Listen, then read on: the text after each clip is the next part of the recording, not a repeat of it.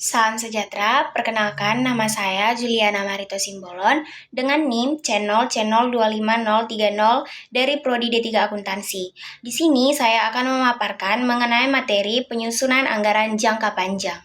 Pengertian anggaran jangka panjang menurut beberapa ahli, yang pertama yaitu M. Nafarin 2013-368, anggaran jangka panjang merupakan bagian dari program.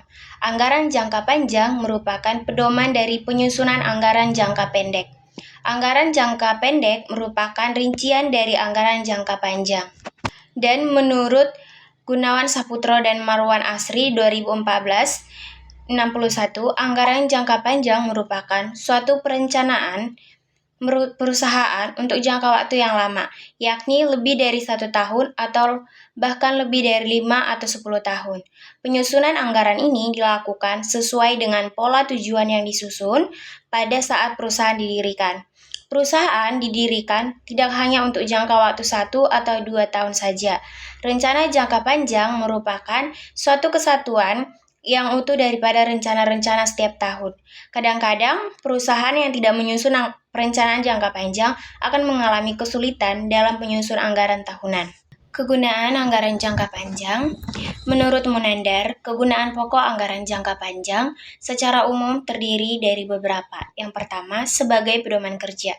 Anggaran utang memberikan arah dalam menentukan berapa jumlah utang dan perubahannya atau mutasinya, baik berupa tambahan utang baru maupun pengurangan utang sebagai akibat adanya pelunasan oleh perusahaan untuk jangka waktu tertentu yang akan datang.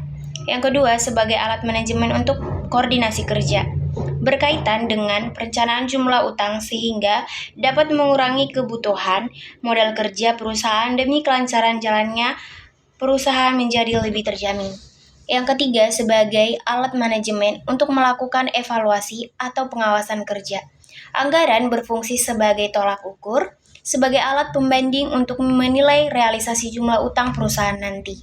Dengan demikian, perusahaan dapat membandingkan antara apa yang tertuang dalam anggaran dengan apa yang telah dicapai sehingga dapatlah nilainya. Dari analisis perbandingan tersebut, akan dapat diketahui penyimpangan antara anggaran dan realisasinya. Sedangkan secara khusus, anggaran jangka panjang berguna untuk perencanaan untuk jangka waktu yang lama, yakni lebih dari 1 tahun.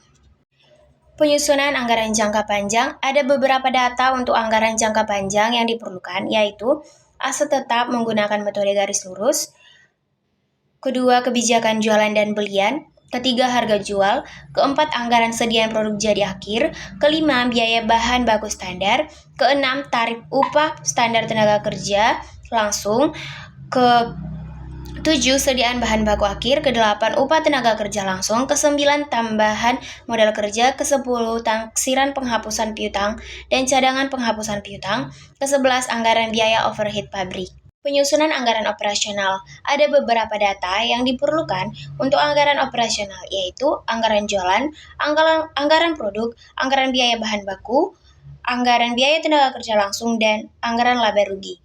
Penyusunan anggaran keuangan terdiri dari beberapa. Yang pertama, penentuan pedoman penyusunan. Dapat dibuat berdasarkan anggaran belanja selama 1 tahun sebelumnya dengan penyesuaian kegiatan tahun anggaran berikutnya. Anggaran belanja sebaiknya dibuat dan disiapkan beberapa bulan sebelum tahun anggaran baru dimulai. Pada tahap ini, peran manajemen puncak akan sangat terpengaruh. Manajemen puncak dapat menetapkan rencana anggaran perusahaan manufaktur sebagai dasar untuk menyusun anggaran belanja. Adapun rencana tersebut sebaiknya juga meliputi tujuan, asumsi, dan manfaat anggaran. Juga harus membentuk panitia untuk menyusun anggaran belanja sehingga tugas dan tanggung jawab akan jelas. Yang kedua, persiapan. Persiapan anggaran tidak hanya dilakukan oleh manajemen puncak dan staf bagian akuntansi saja, tetapi semua divisi yang ada di perusahaan juga harus berperan. Yang ketiga, penentuan. Ada 3 tahapan dalam penentuan anggaran, yaitu antara lain, yang pertama, masing-masing karyawan dari persiapan yang telah dilakukan agar budgeting belanja yang disusun nantinya mampu mengakomodasi kebutuhan tiap-tiap belanja. Yang kedua, koordinasi dalam penyusunan dan penalaan komponen anggaran belanja yang telah disusun. Ketiga, pengesahan dan juga pendistribusian budgeting yang merata ke seluruh bagian. Tahapan yang keempat itu adalah pelaksanaan. Tahapan ini merupakan langkah terakhir dari penyusunan budgeting yang kemudian akan diputus dan dalam keputusan tunggal. Perhitungan arus kas masuk bersih. Pengertian daripada arus kas masuk bersih adalah kas yang berasal dari hasil bersih investasi yang diusulkan tersebut atau proset. Untuk menghitung arus kas masuk bersih ada dua metode dasar perhitungan arus kas masuk bersih, yaitu yang pertama, arus kas masuk bersih tanpa bunga. Bila usulan investasi disusun atau dibiayai seluruhnya dengan modal sendiri. Rumusnya itu adalah AKMB sama dengan laba setelah pajak ditambah dengan penyusutan. Yang kedua, arus kas masuk bersih dengan bunga. Bila usulan investasi dibiayai dengan utang yang mengakibatkan pembayaran utang. Rumusnya yaitu AKMB dan bunga sama dengan laba setelah pajak ditambah penyusutan ditambah 1 kurang pajak dikali dengan bunga. Metode penilaian usul investasi terdiri dari beberapa metode. Yang pertama, masa pulih.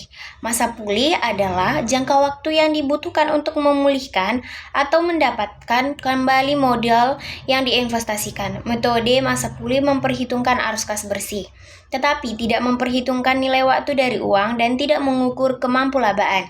Yang kedua, nilai sekarang bersih atau NSB, Net Present Value atau NPV. Merupakan perbedaan antara nilai sekarang dari arus kas masuk sebagai hasil dari investasi dengan arus kas keluar untuk membiayai investasi.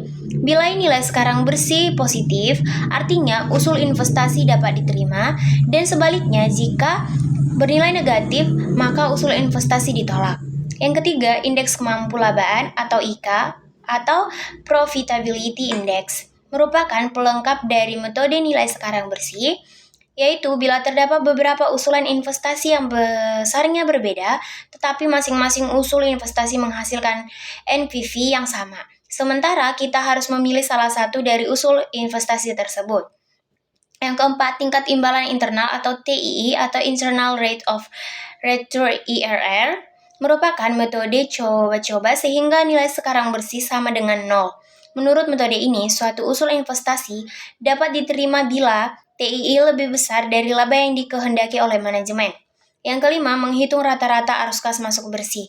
Dari kasus usul investasi perusahaan dapat kita hitung 3 dengan beberapa langkah, yaitu yang pertama, menghitung rata-rata arus kas masuk bersih, kedua, memperkirakan arus diskonto, ketiga, mencari perkiraan tingkat imbalan internal, keempat, menghitung nilai sekarang bersih, kelima, menentukan tingkat imbalan internal dengan cara menghitung selisih. Yang keenam, tingkat imbalan akunting. Tingkat imbalan akunting atau TIA atau Accounting Rate of Return merupakan metode yang mendasarkan laba yang dilaporkan dalam buku yang menunjukkan persentase laba bersih setelah pajak yang dihitung dari rata-rata investasi. Penggunaan metode nilai sekarang bersih atau NPV. Pengertian dari NPV adalah hasil perhitungan selisih antara pemasukan dan pengeluaran. Pengeluaran dan pemasukan yang sudah disesuaikan dengan memanfaatkan social opportunity cost of capital dicari selisihnya. Itu yang dinamakan NPV. Fungsi daripada NPV secara umum untuk mengukur kemampuan dan peluang pada suatu perusahaan dalam mengelola investasi hingga saat ini, saat nilai mata uang berubah dan memberikan dampak pada arus kas perusahaan. NPV nantinya bisa digunakan perusahaan untuk membuat prediksi investasi yang sedang dikelola di masa mendatang. NPV juga berfungsi membantu pihak perusahaan bisa mengaplikasikan pengelolaan anggaran yang efektif dalam mengelola dan menjalankan bisnis. Alat mengukur peluang investasi. Banyak yang menyatakan kalau NPV adalah salah satu alat untuk mengukur peluang sebagai investasi. NPV adalah salah satu metode untuk mengevaluasi kelayakan bisnis, proyek, maupun investasi pada suatu perusahaan.